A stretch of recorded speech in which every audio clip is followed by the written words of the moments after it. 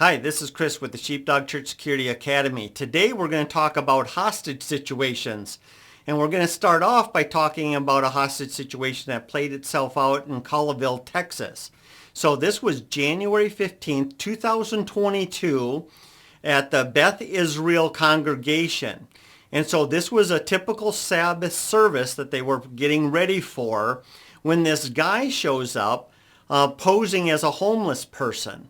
So this guy shows up, the rabbi makes contact with him, actually invites him into the building and offers him tea. As soon as he gets into the building, he pulls out a handgun and he starts screaming, and he takes up the rabbi and 3 other people hostages.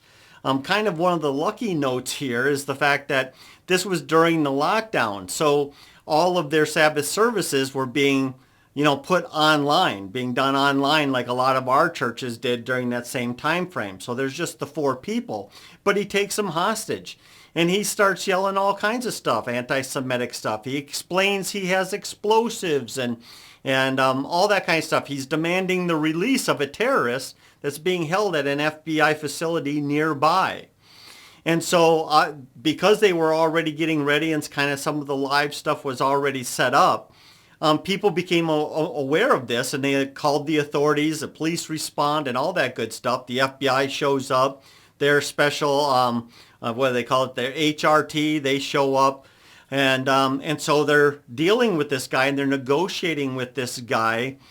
And one of the things that happened is the rabbi noticed a certain pattern. During that 11 hours, he noticed that the bad guy would put the gun down on occasion and kind of walk away from it. And so he kind of hatched his plan. And so after 11 hours of all this going on, the guy puts down his gun like he had done in the past. He kind of walks away from it. And just then, the rabbi picks up a chair, throws it at him as hard as he possibly can. The other 3 congregants, they're all ready for the plan, and while that chair is still flying through the air, they're just, boom, they're out the closest exit, followed by the rabbi. They get out of there as soon as they possibly can. No sooner do they get outside and they're secure and they're safe, that's when the flashbang goes off and the FBI's HRT rushes in, gets in a small gun battle, and the bad guy is neutralized. So I basically have 2 lessons for you today. We're going to talk about how to avoid becoming a hostage, and then number 2, if you do become a hostage, what you need to do. So let's start with the most important lesson, and that is don't become a hostage. Do everything you can to avoid becoming a hostage. We all know since 9/11 and several other events that just how important it is to either run or fight or take cover. Because what's happening is this, and a lot of us know this, is it's no longer like the old days where you might be taken hostage and held for ransom or held for escape plan or waiting for someone to be released or any of that kind of stuff. These things are done with active shooters with the goal of having as many possible casualties there can be, right? And so we know we have to run. We have to fight whatever we got to do to survive. And that means taking risks. And what I mean by that is this, is sometimes when we think about the whole run incident, for example, we're running out of the area as quickly as we can. We kind of imagine that the bad guy's on one side of the building and we're on the other side of the building, and we can easily run away and get away as fast as we possibly can. But that's not necessarily how it's going to play out. It could actually play out that you're in the same room that they're starting to shoot in, and we have to run away as fast as we possibly can.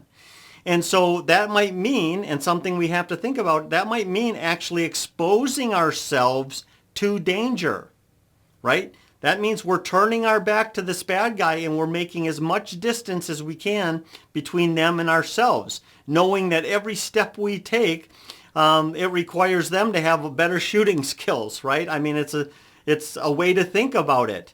And that might mean, too, if you're a safety team member and you're not necessarily running from the fight, but you're directing other people to run from the fight, to run out away as fast as they possibly can, you got to sometimes make that call, understanding that you are opening them up to potential danger, but it's the most survivable option that they have.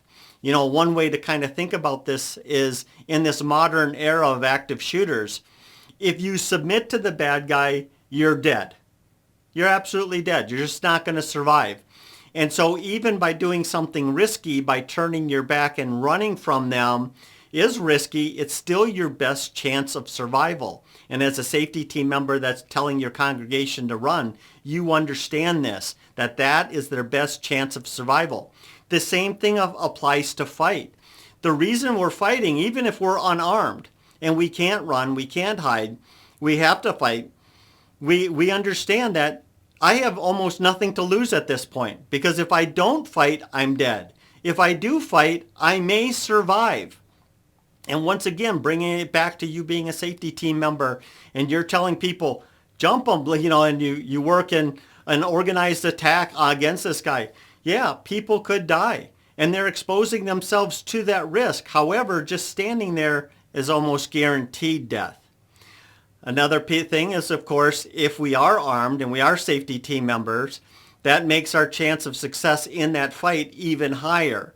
And so, as always, it's preferable to have well-qualified, properly trained, and armed individuals for this kind of situation. But going back to the whole point of this first lesson, is that first 15 to 30 seconds when attack starts is extremely critical. And that's the time that we need to run, hide, fight as quickly as we possibly can, even if it's highly dangerous, because you don't want to be a hostage. You don't want to be a hostage. So let's talk about the second to the worst case scenario. This is where beyond your control, you're actually taken hostage. Now what? What do you do now that you've been taken hostage? Well, the first thing that you need to do is keep calm. Right? If you got to do some of that box breathing, in for 4, hold for 4, out for 4, hold for 4, just keep yourself calm, because what you're going to need to be is at the top of your game.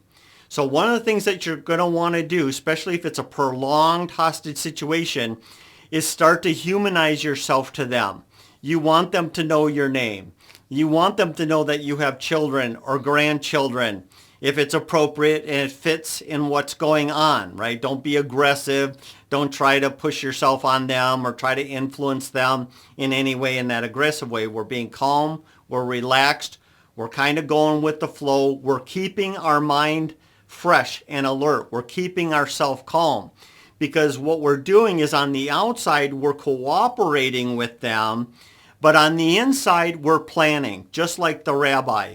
What are our exit options here? What are our response options? If we can run, how can we run? Where's our exit? If we're going to fight, how might we fight?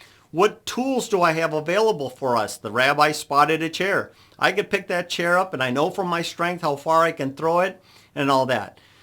They're thinking through these things. They're planning. The other thing is they're watching the bad guy. They're watching the hostage taker, right? They're watching how they're pacing around, and once they start relaxing, they're looking for signs of fatigue. They're looking for things that set them off. They're looking for, when does the negotiator call, and what does the guy do when he's on the phone with the negotiator? Is he ever putting down their weapon and walking away? Because all this information that you're gathering is going to go into that plan, that escape plan or that fight plan. So we're paying attention to all those kind of things. Just looking for the opportunity to run or to fight. Let's talk about rare exceptions. So we've been talking about that type of active shooter or their terrorist activity, that kind of event evolving in a house of worship and how we would respond. And that's do everything you can not to become a hostage. Then if you do become a hostage, realize that especially if they're politically motivated or they're hate motivated and stuff like that, survivability, passivity is not on your side. So you're looking for an opportunity to run and fight. However, there are other kinds of hostage situations that could happen or threats that could happen at the church. And they're kind of the exception to the rule, so to speak. So a good example might be some sort of domestic violence situation where their intent was not necessarily to harm you, the third party hostage, or there's other strong emotions involved. and things just kind of spun out of control, and now they're in the middle of having hostages and dealing with law enforcement. There's an opportunity here for that to kind of calm itself down, for the emotions to be dealt with.